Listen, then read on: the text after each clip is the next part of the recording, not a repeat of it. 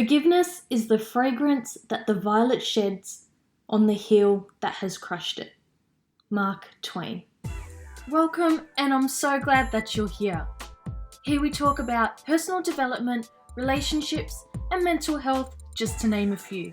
My name is Carmen, a registered counsellor who is passionate about coming alongside people. This podcast is designed to create a discussion and bring awareness around what matters most in life, and that includes you. The goal is that each episode will leave you feeling encouraged, equipped, and empowered so you can live your best life. Let's get started. Hi there, and how are you keeping? Well, I hope, and I'm so glad that we can spend this time together.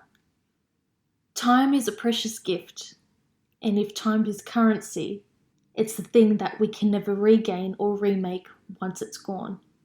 Last week we touched on leadership, how by leading our own lives, we are able to lead others also, and be most effective. So what if how we spend our time requires that very skill of leadership, and being intentional even when we are resting and doing the things that we enjoy? Unforgiveness can steal our precious time, our energy, and our capacity to be our best selves. And if I may unpack this with you today, I know this can be a difficult topic, and forgiveness perhaps has taken a bad rap, understandably so. And my aim today is to empower you and give you practical tools that may be of benefit if you choose the path of forgiveness.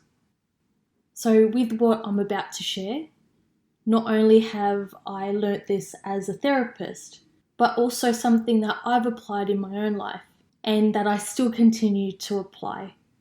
The definition of forgiveness is the act of forgiving, or the state of being forgiven. It's the disposition or willingness to forgive. Now, looking at what forgiveness is not being a doormat, nor is it allowing the person or persons to continue hurting you, especially if there is a pattern of certain behaviour. Forgiveness is not permitting those involved to do it again, and it's not putting yourself in harm's way. Forgiveness is not denying your feelings and saying it didn't hurt, nor is it pretending that it has ever happened.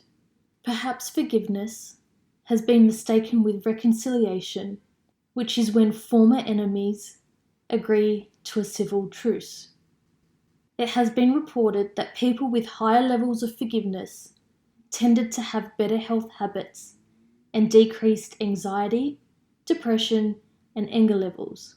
On the other hand, unforgiveness can affect our health, and in the long term, it can make us more vulnerable to disease and raise our blood pressure, putting a strain on our heart.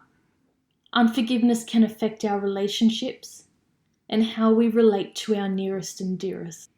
So what if the first step towards forgiveness is validation and acknowledging that what happened actually hurt?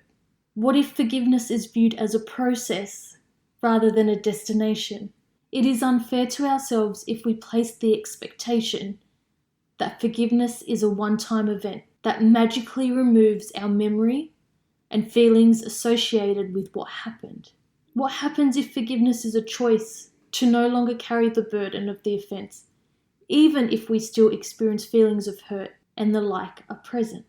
So if you feel like you're ready to start the journey towards forgiveness, here are some practical tools that can help you on your way. So you can start by identifying your feelings and validate them.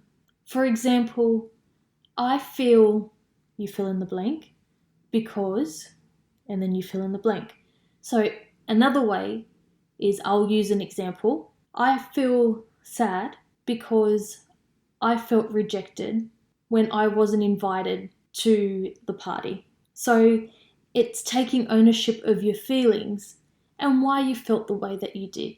Then you're able to take that next step forward. So journaling can be a helpful way to pen down the emotions and the feelings and the story of what had happened. And you can use words or you can use pictures to express this. You can speak to someone you trust about your experience, and someone that's going to be a listening ear and to encourage you and to just hear you out. And then the last step is letter writing. And what this entails is writing a letter to the person that has hurt you. And it's simply to get everything that you've been bottling up inside and putting it to paper. And it doesn't necessarily mean that you need to send the letter to the person. It's just that exercise of voicing what you've experienced. Depending on your story and experience, it may take some time to unpack the feelings that are associated with the event. It might be helpful to speak to someone you trust, as I mentioned earlier, or you could find a counsellor to walk alongside you if you're feeling stuck.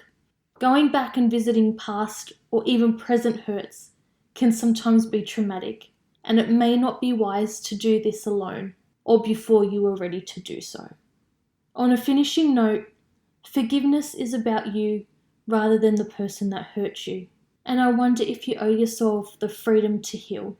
I would love to hear from you and what your experience around forgiveness has been up to this point, and you can contact me by emailing me at info@carmendebono.com.au.